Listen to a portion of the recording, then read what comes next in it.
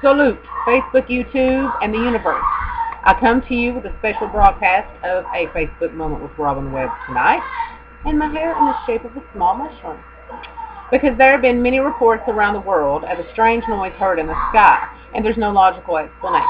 Now, people have made good guesses. Some think that it's the angels' trumpets heralding in the return of Christ. There are those who think it's just purely a hoax. Some think it's a natural thing, no biggie. There's some that think it's aliens, which I think it sounds like the tripod aliens from War of the Worlds. You can look that up if you haven't seen that movie. I think it's similar. Of course, there's a lot of hoax videos now that the originals came out. Some think it's because of the solar storm, which it could be. I don't know why. All I know is, A, you better get right with Jesus. B, you better start your stockpile, because that's the only way that you're going to ensure your stay on this little planet of ours. Okay?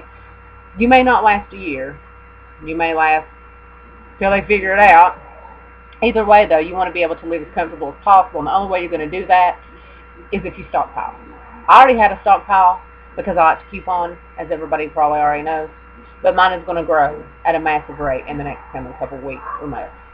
I think it's important to have a stockpile for any occasion, any natural disaster, which reminds me, a lot of people say that they heard that sound right before a natural disaster happened, which could be possible, I don't know. But the weird thing is it's happening so widespread. What on earth kind of disaster could it be that sound will be heard in like Belgium and simultaneously in Costa Rica and London and the United States and Canada? It's just strange. I don't know.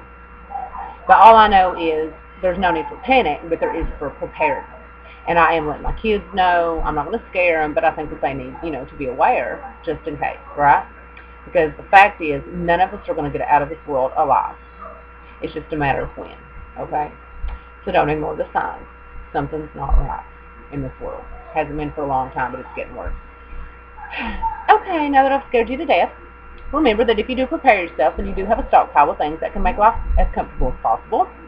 Board games, so you can play a little battleship, right, by candlelight. Canned food, water, alcohol, medications, etc.